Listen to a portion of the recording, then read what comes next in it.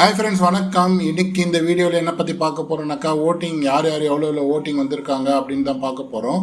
வினோத் வந்து ஆல்மோஸ்ட் 1,90,000 ஓட்டுகள் வாங்கியிருக்காரு. அதே மாதிரி கமருதீன் செகண்ட் பிளேஸில் இருக்கிறாரு, 1,12,000 ஓட்டு.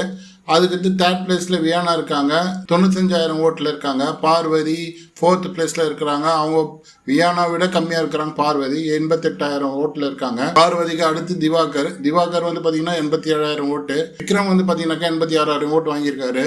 விக்ரம்க்கு அடுத்து தான் சபரி வராப்புல. சபரி வந்து 75,000 ஓட்டு. அதுக்கடுத்து வரவங்க எல்லாருமே பார்த்தீங்கன்னா டேஞ்சர் ஜோன் தான்.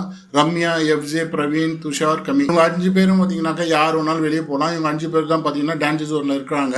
இவங்க 5 பேரும் பார்த்தீங்கன்னாக்கா பிலோ 50,000 45,000 இருக்கிறாங்க. ரம்யா 49,000 ஓட்டில் இருக்கிறாங்க. எஃப்ஜே 48,000 ஓட்டில் இருக்கிறாங்க. பிரவீன் 47,000 ஓட்டில் இருக்காரு. துஷார் வந்து 46,000 ஓட்டில் இருக்கிறாங்க. கெமி வந்து பார்த்தீங்கன்னா 45,000 ஓட்டில் இருக்காங்க. ஆல்மோஸ்ட் எல்லாருக்குமே வந்து பார்த்தீங்கன்னா 1000 ஓட்ஸ் வந்து டிஃபரில் இருக்குது.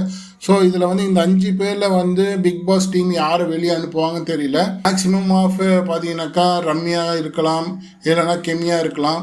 எஃப்ஜே அனுப்புறதுக்கு சான்ஸ் இல்லை, பிரவீன் அனுப்புறதுக்கு சான்ஸ் இல்லை. துஷார், கெமி, ரம்யா, இவங்க 3 பேரில் யார் வேணாலும் வெளியே போகலான்னு நினைக்கிறேன். அந்த விஷயம் யார் எலிமினேட் ஆவாங்கன்றது நாளைக்கு நம்மளுக்கு தெரிஞ்சிடும். இந்த வீடியோ இதோட முடியுது. நம்ம சேனலை சப்ஸ்கிரைப் பண்ணுங்கள், லைக் அண்ட் ஷேர் பண்ணுங்கள், கமெண்ட் பண்ணுங்கள். நன்றி, வணக்கம்.